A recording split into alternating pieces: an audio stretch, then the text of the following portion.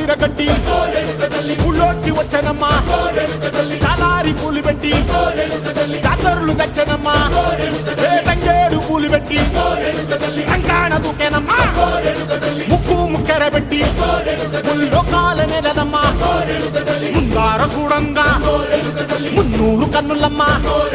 ఎనకాల చూడంగా ఏనూరు కన్నులమ్మా సాధు సిద్ధులంతా సాగిల పట్టరమ్మా మహారాజు రాజులంతా మొగారిల్లిరమ్మా